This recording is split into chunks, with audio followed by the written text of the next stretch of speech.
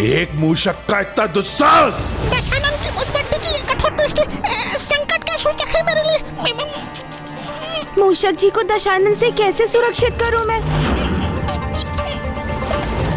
इस विशालकाय दशानन से इस प्रकार उलझना उचित नहीं। मुझे अपनी दिशा परिवर्तित करनी होगी।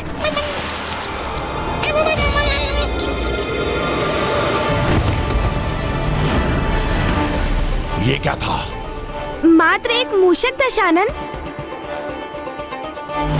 मूषक था ये तो मैंने भी देखा शिवनंदन, किंतु ये मूषक मेरे पीछे क्यों है? दशानन लंकेश एक तुच्छ मूषक की चिंता करे, ये आपको शोभा नहीं देता। आप निश्चिंत रहें, यदि वो पुनः प्रकट हुआ तो मैं ही उसका उपाय कर दूंगा। किंतु आप तो अपने वचन पर स्थिर रहिए, मुझे आगे की कथा सुनाइए। बताइए मुझे, जब सूर्यपुत्र शनि की तपस्या भंग हुई तो फिर क्या हुआ? उनकी तपस्या भंग होने पर जहां एक और शनि अपने क्रोध पर नियंत्रण ना रख पाए, वहीं दूसरी ओर देवी मंदा उनका क्रोध देखकर भयभीत और स्तब्ध थी।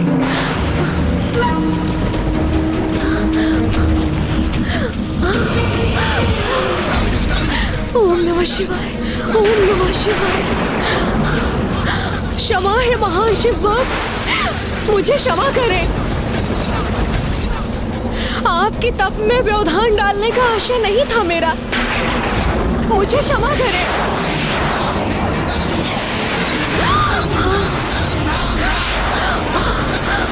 इन शिव भक्त के कोप का प्रवाह कैसे सहूंगी मैं?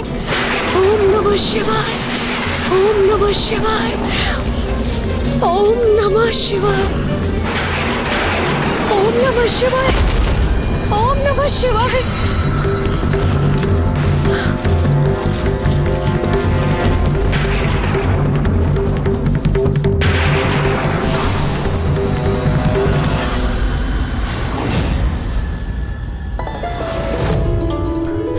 अद्भुत, मुझे आहत नहीं किया इन तेजस्वी शिव भक्त ने, अपितु अपने प्रभाव से इस झाड़ीदार पौधे को मुझसे दूर किया जो मुझे कष्ट पहुंचा रहा था।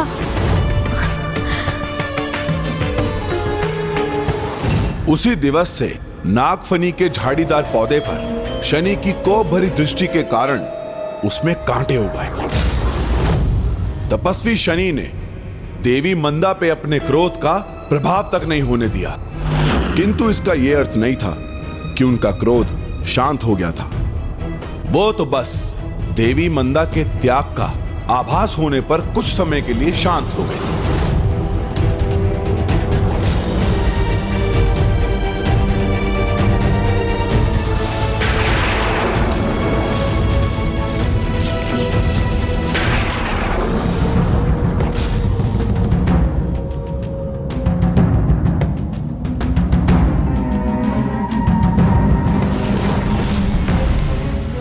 इस पौधे को अपनी पृष्ठ पर लेकर इन देवी ने इसे मुझ तक पहुंचने से रोका, जिससे ये मुझे कोई हानि न पहुंचा सके। मुझे ज्ञात है देवी, यदि आप मध्य में ना आती तो ये पौधा मुझे कष्ट पहुंचाता। कौन है आप? हे तपस्वी, मैं मंदा हूँ, गंधर्व राज चित्रसेन की पुत्री।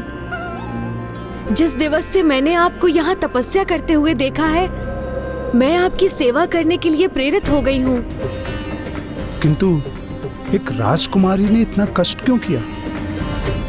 क्यों राजभवन के सुख और ऐश्वर्यों का त्याग करके एक साधारण सी सेविका की भांति एक अपरिचित तपस्वी की सेवा करती रही?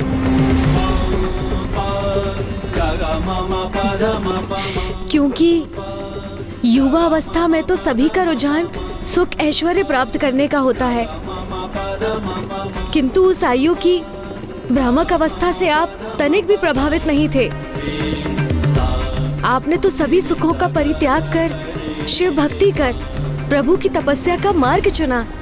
मैं आपके इस त्याग से इतनी प्रभावित और आकर्षित हुई कि मेरे हृदय ने आपके समक्ष समर्पण कर दिया। मेरे अंतर में आपके लिए प्रेम की भावना जागृत हो गई।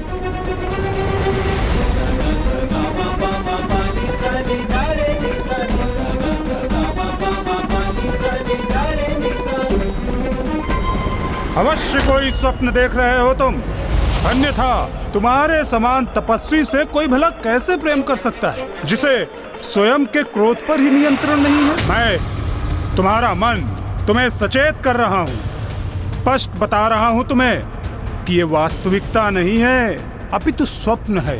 प्रेम स्वप्न नहीं सत्य है, जिसे मन नहीं अपितु हृदय समझता है।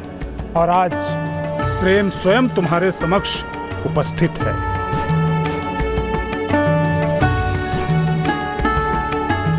जाओ, इसे स्वीकार कर लो। और क्या तुम नहीं चाहते कि ऐसी सुंदर युवती तुम्हारी अर्धांगिनी बने? इनके मुख की मुस्कुराहट कदाचित मेरे लिए शुभ संकेत है। यदि मैं मान भी लूं कि ये सत्य है, तो तुम अपने हृदय में उन देवी के प्रति प्रेम उत्पन्न मत होने देना, क्योंकि तुम भला प्रेम की कोमलता कहाँ समझ सकोगे। तुम अपने साथ साथ इन देवी का जीवन भी दुष्कर बना दोगे। अब इनकी मुस्कुराहट लुप्त क्यों हो गई? प्रेम सीखा नहीं जाता, वो तो व्यक्ति के भीतर का भाव होता है, जो उचित समय पर नेत्रों के भाव से प्रकट होता है। और वही तो हो रहा है आज तुम्हारे साथ। इनके मुख का भाव स्थिर क्यों नहीं हो रहा है? इसका क्या अर्थ समझूं मैं? क्या तुम अपने क्रोध से परिचित नहीं हो? स्मरण करो, यदि इन देवी ने तुम्हारे आराध्य प्रभु महादेव का नाम ना लिया होता, तुम उस नागफनी के पौधे के स्थान पर इन देवी को अपने कोप का भागी बनाते। प्रेम तो क्रोध को भी अपने वश में कर लेता है, क्योंकि जब मन में प्रेम होता है तो वहाँ क्रोध के लिए कोई स्थान नहीं बचा। ये सत्य नहीं है, मिथ्या है ये अपने मन का। मेरा कहा मानो, ये तुम्हारे संपूर्ण जीवन का प्रश्न है। तो भ्रमित करता ही है, किंतु तुम मत उलझो उसके भ्रम के जाल, मत नकारो प्रेम को, स्वीकार करो उसे, अन्यथा ऐसी दिव्य सुंदरी का साथ पाने का सौभाग्य खो दोगे तुम, जिनकी आंतरिक सुंदरता उनकी बाहरी सुंदरता से भी अधिक है।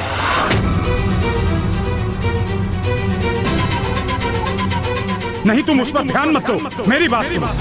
दो जीवनों का भविष्य निर्भर है तुम पर, अपने हृदय के भावों द्वारा संचालित। नहीं, मेरी बात सुनो, अपने प्रेम को स्वीकार, क्योंकि ये तो मात्र और मात्र प्रेम का ही प्रश्न है। नहीं, तुम उस पर ध्यान मत दो, मेरी बात सुनो। दो जीवनों का भविष्य हृदय के भावों द्वारा संचालित। नहीं, मेरी बात सुनो, अपने प्रेम। नहीं, तुम उस पर ध्यान मत दो, मेरी बात। जीवनों का भविष्य निर्भर है। नहीं, तुम उस पर ध्यान मत दो, मेरी बात। नहीं, तुम उस पर ध्यान मत दो, मेरी बात। दो जीवनों का भविष्य निर्भर हृदय के। नहीं, तुम उस पर ध्यान मत दो, मेरी बात। हे देवी, मैं आपके सौंदर्य और आपके करुणामयी स्वभाव से अत्यंत प्रभावित हूँ, किंतु मुझे अभी तक ये स्पष्ट नहीं है कि आप मेरी सेवा करके मुझसे चाहती क्या है, क्योंकि मैं तो आपको कुछ भी देने में असमर्थ हूँ। इस छाया पुत्र शनि के पास भला है ही क्या?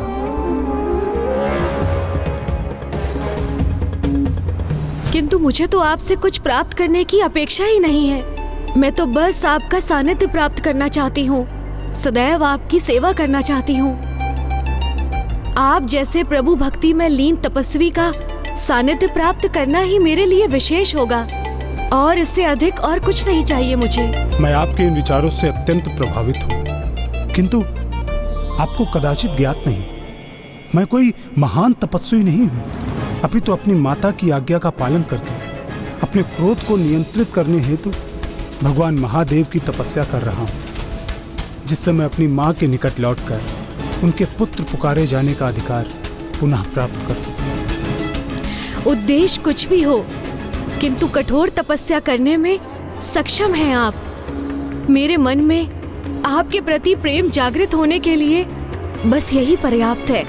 इसलिए यदि आप मुझे स्वीकार करने की कृपा करें तो मैं आपका उपकार मानूंगी।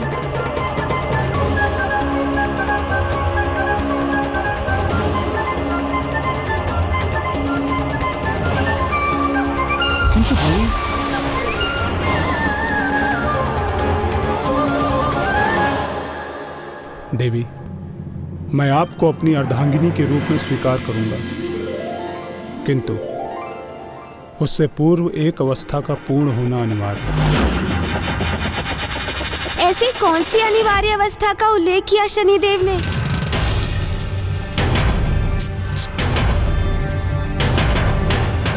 आप रुक क्यों गए दशानन? बताइए ना, देवी मंदा से क्या कहा उन्होंने? शनिदेव ने देवी मंदा से विवाह के लिए जो अवस्था रखी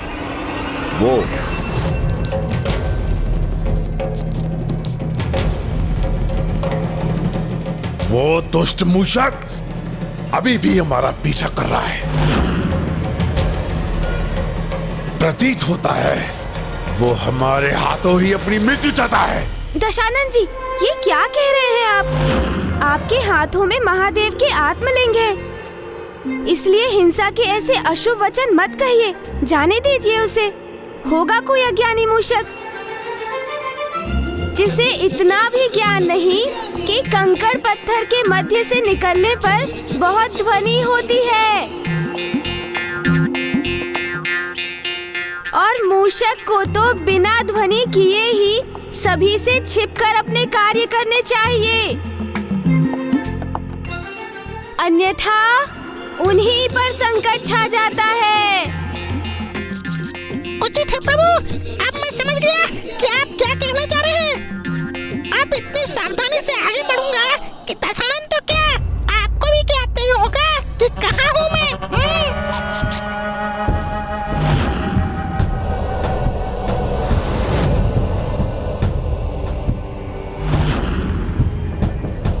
मुझे ज्ञात है वो दंड मूषक अवश्य यहीं कहीं छिपकर हम पर अपनी दृष्टि साध रहा है, तो सर्वप्रथम उसका अंत करना ही उचित होगा।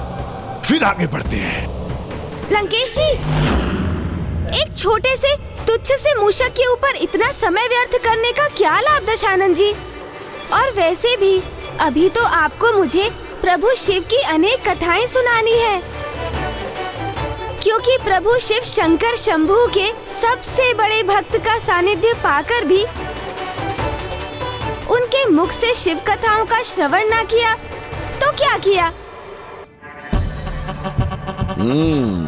ये तो उचित कह रहे हैं शिवनंदन। महादेव का सर्वोच्च सर्वश्रेष्ठ महाभक्त तो मैं ही हूँ। तो हे महाशिव भक्त, कृपा कर मुझे ये बताइए कि फिर क्या हुआ? ऐसी कौन सी अवस्था रख दी थी शनि जी ने? चतुर गणेश एक मात्र भक्त पुत्र थे वो, इसलिए उनकी इच्छा थी कि वो अपनी माता की अनुमति प्राप्त करने के बाद ही देवी मंदा से विवाह करेंगे, और ये देवी मंदा को सहज स्वीकार था। इसलिए उन दोनों ने तभी सूर्यलोक की ओर प्रस्थान भी किया। किंतु अभी भी इसमें शंका थी कि वो दोनों समय रहते सूर्यलोक पहुंचकर देवी छाया से भेंट कर पाएंगे भी या नहीं, क्योंकि वो दिवस देवी छाया के जीवन का अंतिम दिवस होने वाला था। देवी छाया का अंतिम दिवस? किंतु क्यों? देवी संज्ञा अपने ही ग्रस्त जीवन में अपने ही छाया के प्रभाव से दुखी होकर पीड़ा का अनुभव कर रही थी, क्योंकि वो अपने स्वामी सूर्यदेव के प्रति जो भी दायित्व निभाने के लिए प्रेरित होती, उन दायित्वों को देवी छाया देवी संज्ञा से पूर्व ही संपन्न कर देती।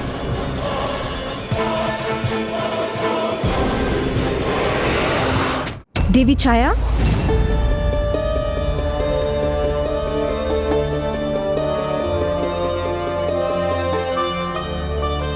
जो वचन आपने मुझे दिया था, आपको स्मरण है ना?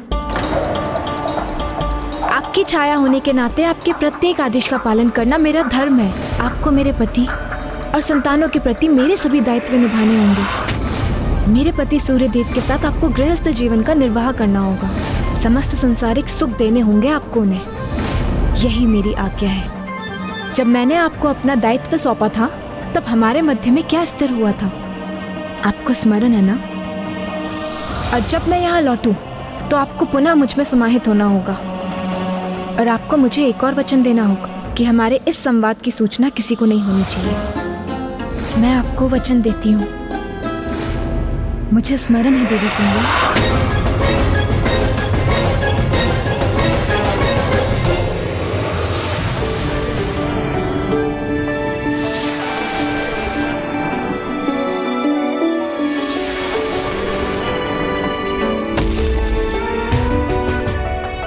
हम सूर्य लोक पहुंच गए हैं देवी। अब भवन के अंदर प्रवेश करते ही मेरी भेंट मेरी मां से होगी। तो आज वो दिवस आ गया है। मैं आपको आदेश देती हूँ कि आप मेरी प्रतिछाया होने का धर्म निभाएं और मुझ में पुनः समाहित हो जाएं। मेरे समस्त आदेशों का पालन करने का वचन दिया था आपने, जिसे आप कदापि भंग नहीं कर सकती।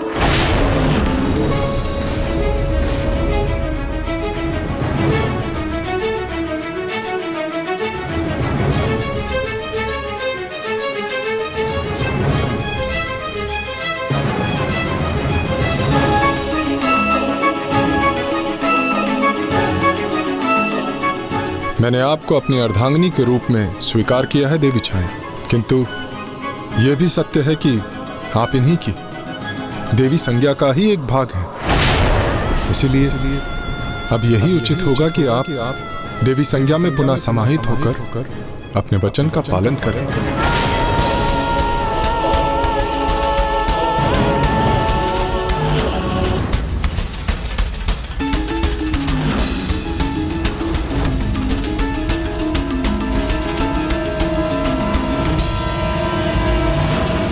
स्मरण कीजिए देवी छाया, स्वयं कहा था आपने कि मेरे आदेश का पालन करना ही आपका धर्म है। अब उस धर्म का पालन कीजिए। अवश्य देवी संज्ञा, आपकी छाया होने के नाते आपके प्रत्येक आदेश का पालन करना मेरा धर्म है। कहिए, आपका क्या आदेश है? मेरे यहाँ लौटने तक आपको देवी संज्ञा बनकर यहाँ रहना होगा, और जब मैं यहाँ लौटूं तो आपको पुनः मुझ में समाहित होना होगा। मुझे विश्वास हो गया है कि अब यहाँ किसी को मेरी आवश्यकता नहीं, इसलिए मैं अपना वचन निभाने के लिए प्रस्तुत हूँ।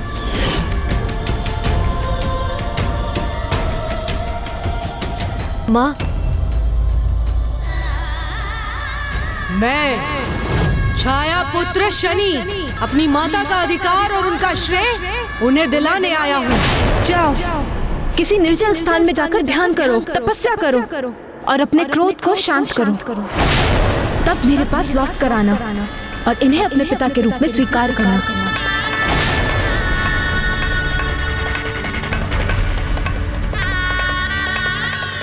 किंतु मुझे इतना समय तो दीजिए कि मैं अपने पुत्र का तप संपन्न होने और उसकी यहाँ लौटने की प्रतीक्षा कर सकूं। मुझे आभास हो रहा है कि वो शीघ्र ही यहाँ लौटने वाला है।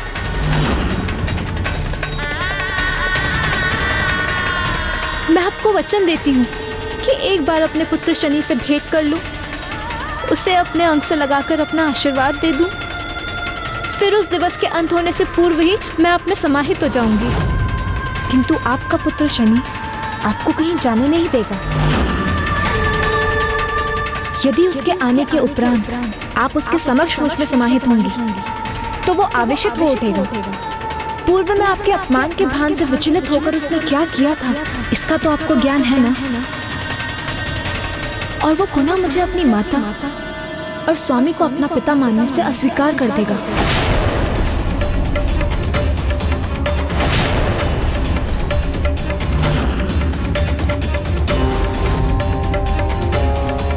किंतु यदि उसके आगमन से पूर्व आप स्वेच्छा से मुझ में समाहित हो चुकी होंगी तो कदाचित वो हमें अपने परिवार के रूप में और मुझे अपनी माता के रूप में स्वीकार कर लेगा। इसलिए उचित तो यही होगा कि आप तनिक भी विलंब न करें। यदि ऐसा करने में मेरे पुत्र को परिवार का सुख प्राप्त होगा तो मैं ऐसा अवश्य करूंगी।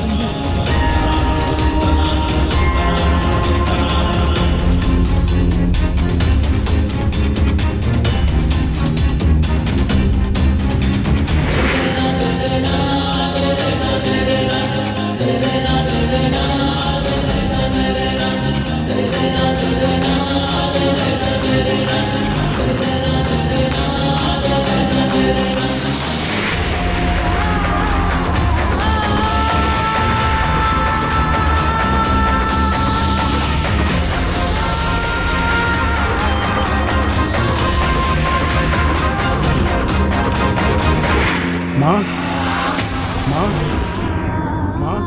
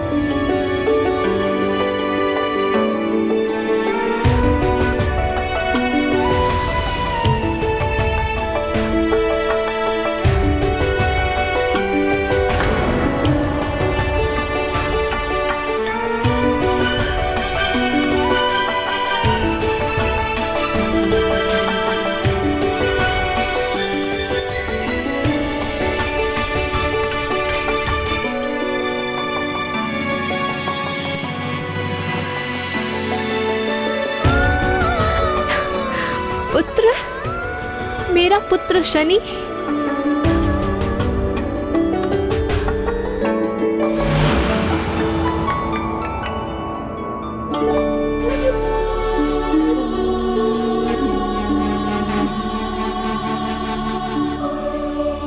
प्रणाम पिताजी, प्रणाम माता संज्ञा।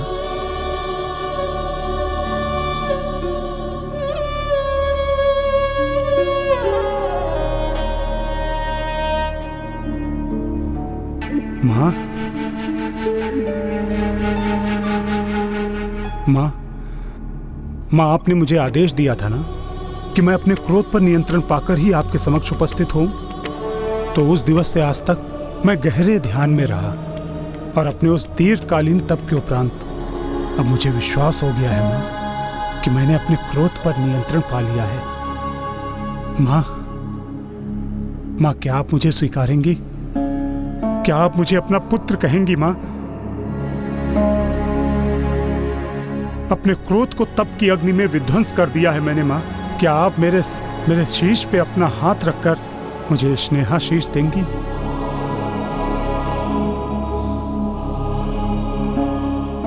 चाहिए देवी छाया, आपका पुत्र आपको पुकार रहा है, आशीर्वाद दीजिए उसे।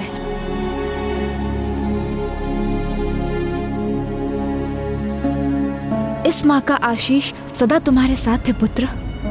आज उचित समय में तुम्हारे आगमन से मेरे हृदय को बहुत शांति प्राप्त हुई है। इतने समय से तुमसे विलग होने का दुख मैंने कैसे सहा है, ये तो मुझे ही ज्ञात है। माँ, माँ,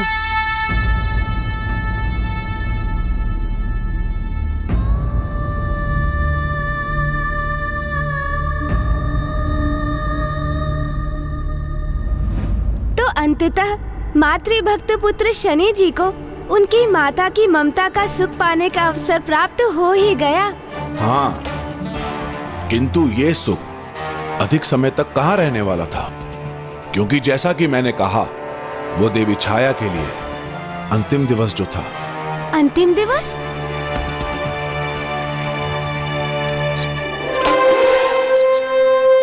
प्रभु, यही उचित समय है। अभी नहीं, अभी नहीं, अभी मुझे ये रुचिकर कथा सुननी है मूषक जी। लंकेश जी, अंतिम दिवस? किंतु क्यों? क्या शनि जी भी अपनी माता को रोकने में असमर्थ रहे? और फिर अभी तो शनि जी का विवाह होना भी तो शेष था। लंकेश जी, लीजिए, जल ग्रहण कीजिए।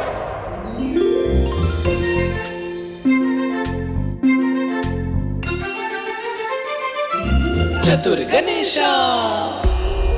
उनके विवाह में तो कोई बाधा नहीं आई और देवी छाया को भी ये ज्ञात था कि अब उनके पास अब समय शेष नहीं है। तो उन्होंने इस प्रस्ताव को तत्काल ही स्वीकार कर लिया, क्योंकि वो तो प्रस्थान करने हेतु दृढ़ निश्चय ले चुकी थी। अब हमारे विवाह के उपरांत हमारा ये परिवार एक सुखमय जीवन व्यतीत करेगा। एक बार शनि से मिल लूं, उसे गले लगा लूं, आशीर्वाद दे दूं, फिर मैं खुद उसी दिन सूर्यास्त से पहले आप में समाहित हो जाऊंगी। क्या हुआ माँ? आपकी चिंता का कारण क्या है? शनि, मेरे पुत्र, तुम सदा अपने पिता और माता संज्ञा का सम्मान करना, अपने भ्राताओं और बहनों को प्रेम करना, उनका ध्यान रखना। अवश्य करूंगा माँ, किंतु आप ऐसा क्यों कह रही हैं, जैसे कि आप हमसे दूर जाने वाली हैं? पुत्र, मैं पुनः देवी संज्ञा में समाहित होने वाली हूँ।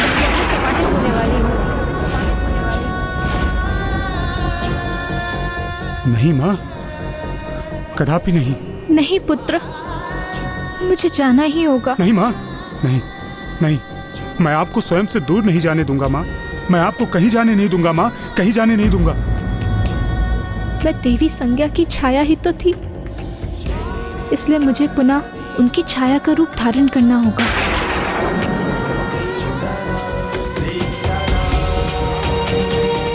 पिताजी, पिताजी, माँ ऐसा हट क्यों कर रही हैं और आप उन्हें रोक क्यों नहीं रहे? क्या कारण है पिताश्री? आपने माँ से कुछ कहा है क्या? इस प्रकार भावुक होना उचित नहीं है पुत्र, कि तुम मिथ्या और सत्य में भेद करने में ही असमर्थ हो जाओ। सत्य तो यही है कि तुम्हारी माता छाया और मेरी अर्धांगिनी देवी छाया देवी संज्ञा का ही प्रतिरूप है। इसीलिए कभी न कभी उन्हें देवी संज्ञा में ही समाहित होना था। ये वचन स्वयं तुम्हारी माता ने ही दिया था। वचन? वो वचन दिया था? नहीं, मैं ऐसे किसी वचन को नहीं मानता। और आप उन्हें स्वयं से दूर करने के अनुचित कारण क्यों ढूंढ रहे हैं? मेरी माँ इसी रूप में क्यों नहीं रह सकती पिताश्री? क्यों नहीं रह सकती मेरी माँ इसी रूप में? वो देवी संज्ञा की ही छाया है। अर्थात ये कैसी दुविधा है? मेरी सहभागिनी मूल रूप से एक होकर भी मेरे साथ दो समान रूपों में रह रही हैं। क्यों ना वो एक होकर मेरी और अपनी इस दुविधा को दूर करे? और ये स्थिति देवी संज्ञा के लिए भी कितनी कष्टप्रद है। क्या हमें उनका विचार नहीं करना चाहिए? उनकी स्थिति, उनकी पीड़ा का विचार क्यों करूं मैं, जिन्होंने स्वयं अपने स्वामी को मेरी मां को सौंपा था? और आज जिनके कारण आप मेरी मां का परित्याग करने को प्रस्तुत हैं, क्योंकि दुविधा होती है आपको। मेरे शब्दों को अन्यथा मत लो पुत्र। मैं बस ये कहने का प्रयास कर रहा हूं, जब दोनों एक ही हैं तो उनके दो रूप होने की क्या आवश्यकता है? क्यों ना वो एक ही रूप में मेरी सहभागिनी बने? इसलिए तुम देवी छाया को मत रोको। तो मैं अपनी मां को अवश्य रोकूंगा, अवश्य रोकूंगा मैं अपनी मां को।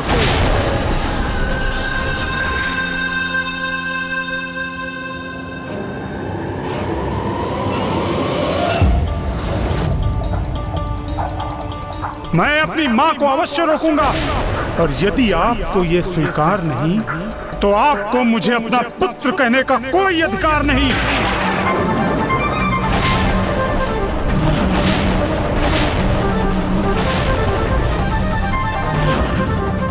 क्यों मेरी माता के अस्तित्व को मिटाने का हठ कर रहे हैं आप?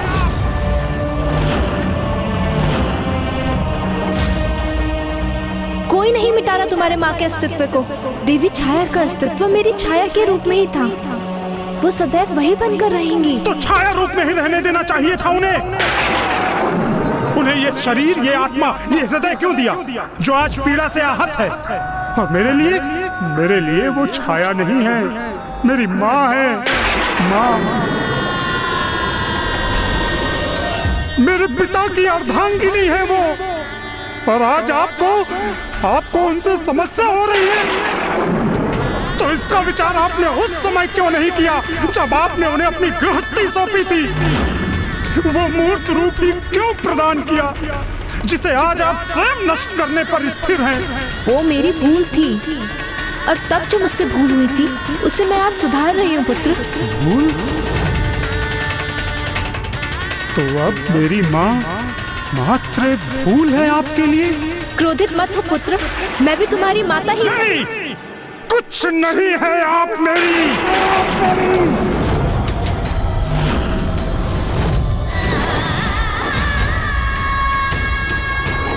पुत्र, तुमने तो मुझसे कहा था कि तुमने अपने क्रोध पर नियंत्रण पा लिया है। क्या असत्य कहा था तुमने पुत्र? नहीं माँ, कदापि नहीं। किंतु माँ, आपके साथ जो कुछ भी हो रहा है वो उचित नहीं है। माँ, रुक जाइए, मत जाइए माँ। नहीं देवी छाया, अब आपका और रुकना उचित नहीं। आज इस जटिल समस्या का अंत होना ही चाहिए। किंतु आप देखना यह है कि आप किसके शब्दों का मान रखती हैं। अपने स्वामी का आदेश मानती है या अपने पुत्र का?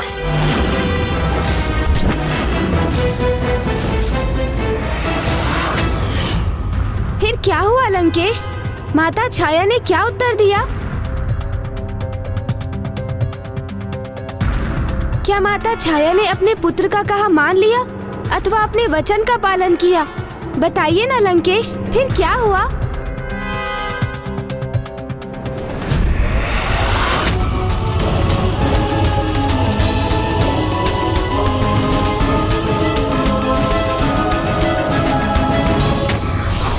पूर्व में की गई भूल बाद में कई विकट परिस्थितियों को जन्म देती है, इसलिए व्यक्ति को कोई भी कार्य करने से पूर्व विचार कर लेना चाहिए।